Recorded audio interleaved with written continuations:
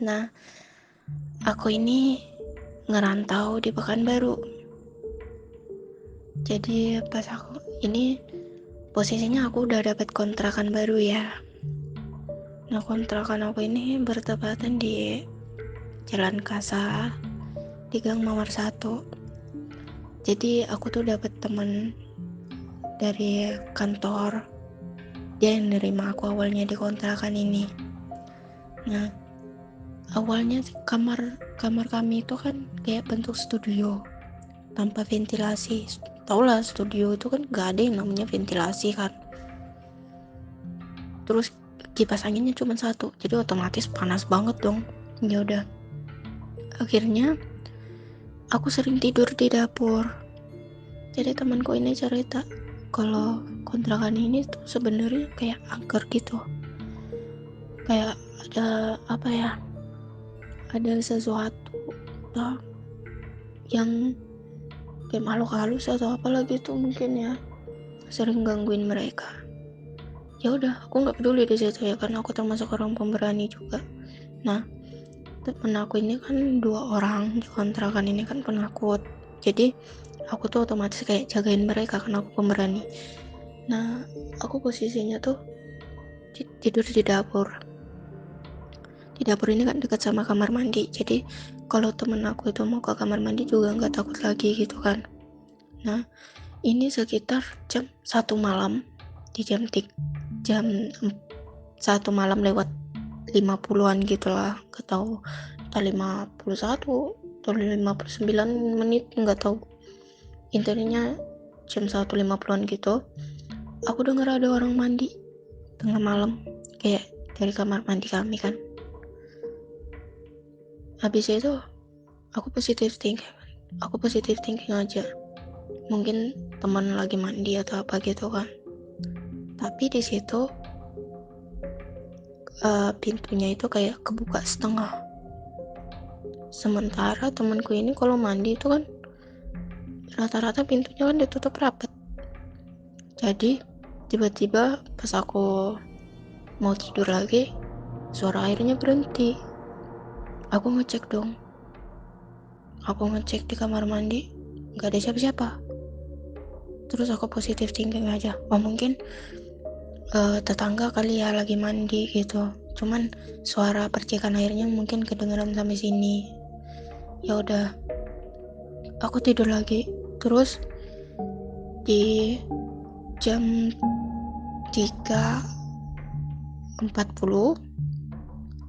kerannya berbunyi.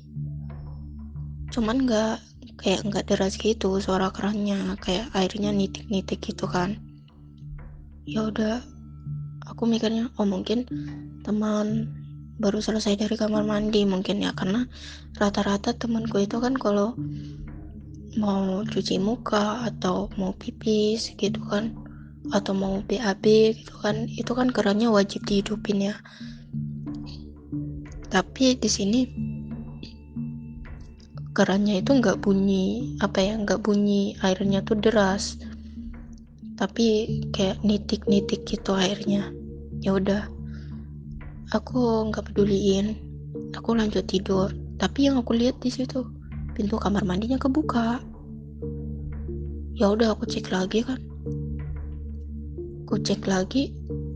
aku pikir kerannya bocor. Tapi pas ku matiin, kayak kerannya ku matiin, pertama ku hidupin, terus ku matiin gitu kan, airnya nggak nitik kok, kerannya nggak bocor.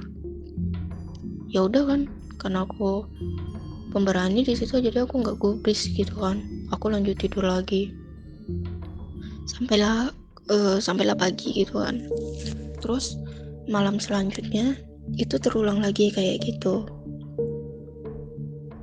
Terus yang sapu tiba-tiba jatuh, atau kayak ada suara orang lari-lari gitu. Ya aku gak peduliin gitu kan, aku tetap diam gitu. Ya udah, itu posisinya aku belum ngomong apa-apa ya, aku diem aja di situ kan, nggak berpikir yang aneh-aneh juga. Ya udah, itu aku terbangun lagi sampai besoknya gitu, malam selanjutnya terulang lagi, tapi bukan suara orang mandi, kayak suara orang lagi ketawa gitu kan di belakang, kayak di dapur gitu, di luar dapur ya, kayak di belakang rumah itu ada orang ketawa-ketawa. Ya aku mikirnya, wah tetangga ini lagi bercanda mungkin sama suaminya gitu kan. Ya udah tidur lagi di situ kan. Terus ada suara kayak langkah kaki orang gitu. Aku ngecek, nggak ada orang. Di kamar mandi juga nggak ada orang. Aku cek juga di kamar teman-teman aku, pada tidur semua. Ya udah, aku lanjut tidur lagi. Itu terus lanjut ada langkah kaki lagi. Aku nggak peduli kan. Mungkin temen lagi iseng gitu kan. Ya udah aku tidur lagi sampai pagi. Nah, malam selanjutnya kayak terulang lagi, cuman di situ tuh kayak aman gitu kan. Nah, aku kan biasanya tidur pakai daster. Jadi dasterku ini tuh mirip seperti daster ibu menyusui, ada resletingnya tuh di bagian dadanya. Aku di situ tutup rapat dasternya kan. Di jam 5 di jam 4 kalau nggak salah, di jam 4 aku itu terbangun. Kulihat dasterku di bagian dada itu, resleting di bagian dada itu terbuka lebar banget. Aku kaget di situ, kok bisa terbuka, sementara nggak mungkin lah teman iseng kan, temanku cewek semua yang di sini, yang di kontrakan ini. Nah, itu terbuka lebar. Aku kaget, masa jadi siapa yang buka gitu, apa aku ngelindur gitu buka sendiri. Perasaan gak mungkin lah, karena aku jarang banget kayak gitu. Aku juga kayak semenjak tidur di kontrakan ini tuh nggak pernah ngigo gitu. Memang sering kebangun tapi nggak pernah ngigo. Ya udah, aku positif thinking aja karena temanku ini rata-rata penakut semua. Aku nggak cerita ke mereka soal kejadian ini. Ya udah, malam selanjutnya lagi kan, aku kan nggak terlalu mempermasalahkan soal ini kali ya kan. Jadi malam selanjutnya aku digangguin lagi. Aku masih posisinya tidur di dapur karena di kamar itu kan panas banget, kipas anginnya kecil juga. Nah, kipas anginnya itu cuma ngarah ke teman aku satu lagi, jadi otomatis aku nih kan nggak terlalu suka panas. Aku tidur di dapur. Di dapur itu kan lantainya keramik, jadi dingin. Karena aku orang kampung, jadi aku udah terbiasa juga tidur tanpa tikar gitu. Nah, aku tidur di situ. Di jam 2 aku kebangun karena di situ sapunya jatuh. Aku benerin lagi sapunya, aku tegakin lagi.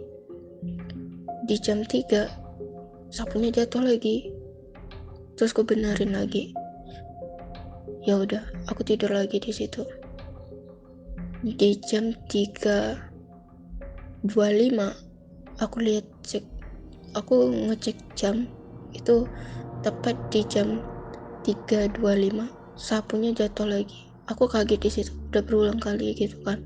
Aku tidur lagi, terus aku dengar langkah kaki, kayak bukan langkah kaki, kayak apa ya, kayak ada yang lari-lari gitu sambil cekikikan. Ya udah kan, aku udah kesal di situ kan. Aku bangun, sapunya malah aku banting. Terus aku bilang, bisa nggak jangan ganggu aku. Aku tuh di sini mau tidur tenang. Aku udah nahan panas. Di kamar aku nggak bisa tidur. Di sini aku tidur di dapur, kalian gangguin. Tolong ya. Kalian boleh penasaran sama aku, tapi jangan kayak gini. Aku bilang gitu. Aku di sini tuh capek habis kerja. Aku mau tidur, mau istirahat. Tolong jangan gangguin aku, jangan ganggu teman-temanku. Aku bilang gitu. Biarkan kami tinggal di sini dengan tenang. Lagian kami gak ganggu kamu, bilang gitu. Nah, di situ aku nggak tidur lagi sampai subuh, sampai azan subuh aku terlelap sendiri, tidur sendiri. Terus paginya aku kesiangan, aku berangkat kerjanya aku kesiangan, aku telat ke kantor. Ya udah, di malam selanjutnya aku tungguin, aku begadang di situ sampai jam 2. Aku mau ngeliat ini tuh sosoknya tuh, kalau aku lagi terjaga kayak gini mereka nunjukin diri gak sih gitu, aku mikirnya gitu.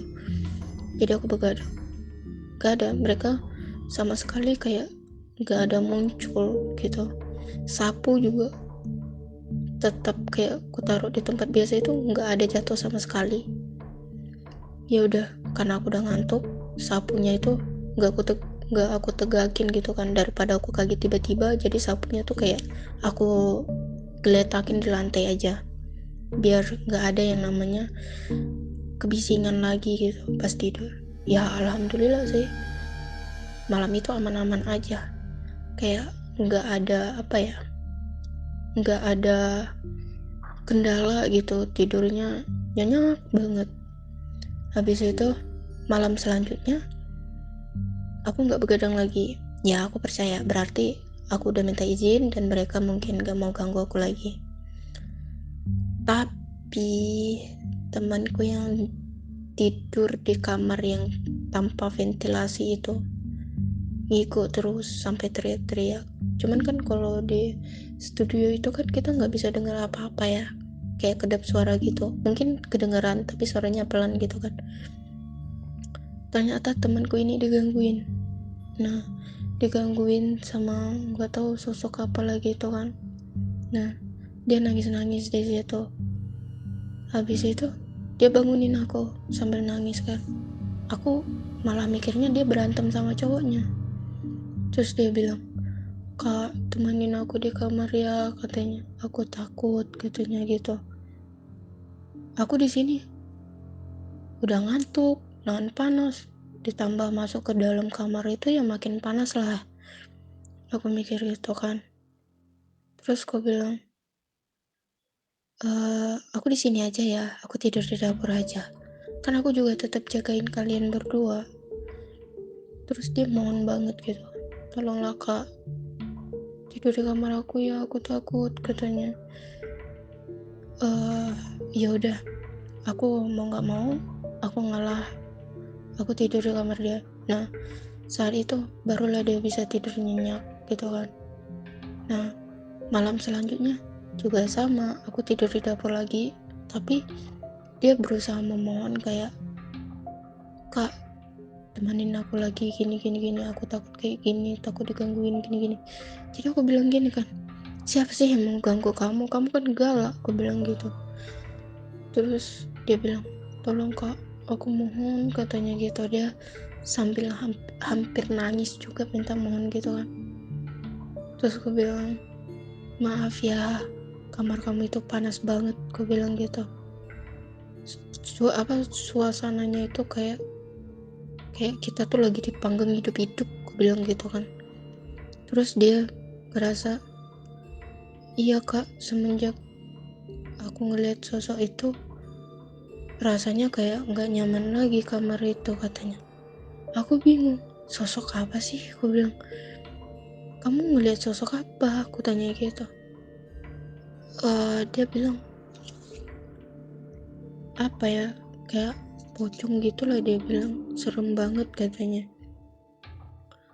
Semenjak itu kan aku nih orangnya nggak bisa panas-panasan ya, jadi aku tidur di ruang tamu. Nah, aku nggak tidur di dapur lagi, aku pindah ke ruang tamu. Ya udah, aku kaget di situnya.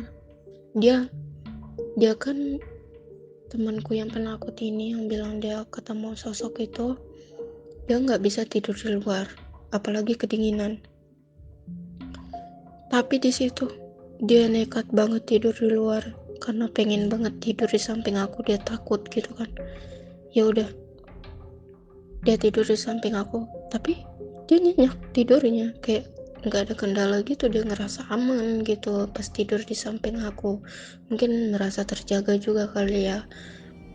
Ya udah, di situ Jadi setiap kali dia kalau tinggal sendirian di kontrakan gitu kan, temanku satu ini juga kerja gitu kan di laundry. Nah aku juga kerja di kantor. Kalau dia ini kan nggak ada kerjaan, kayak nganggur sementara gitu sambil nyari-nyari kerja juga. Nah waktu itu dia sendirian di rumah, ternyata dia digangguin juga lagi. Dia kayak ada suara orang lari-lari kayak di plafon, terus ada sapu jatuh apa segala macam lah, diceritain semua sama dia kalau dia digangguin total di situ. Dia sampai shock gitu kan. Ya udah, aku bilang gini, aku kasih saran sama dia, bisa nggak mu kalau sendirian di rumah atau apa gitu, mu izin dulu masuk rumah tuh, izin atau ngobrol dulu sama mereka, bilang jangan ganggu aku tuh di sini cuman mau hidup tenang atau apalah gitu, bilang gitu sama dia. Nah di situ dia juga berdoa, dia kan Kristen, dia berdoa sama Tuhan Yesusnya. Dia bilang tolong jangan ganggu aku di sini, penakut, aku pengen hidup tenang apa semualah, diceritain sama dia. Dia minta izin sama penghuni di kontrakan ini. Nah semenjak itu dia mulai ngerasa aman dikit, cuman dia masih digangguin sih. Aku nggak tahu entah kesalahan apa yang dibuat, aku pun nggak tahu, tapi dia masih kayak terganggu juga. Ya udah, karena dia udah bosen banget digangguin, akhirnya dia pindah tempat kerja yang ada mesnya gitu. Tapi dia tetap nggak tahan juga karena dia kan nggak terbiasa tinggal sendiri, dia penakut orangnya. Ya udah, bulan lalu di tahun ini, di tahun 2023 akhir tahun itu kalau nggak salah, dia pergi ke Jakarta tinggal di rumah pamannya. Ya semenjak itu dia nggak ada yang namanya ngalamin kejadian-kejadian aneh kayak gitu. Ya itu sih pengalaman aku, cuman aku masih bertahan di kontrakan ini karena kontrakan ini kan dekat juga sama tempat kerjaku. Ya segitu aja sih ceritaku untuk saat ini. Makasih ya udah mau denger.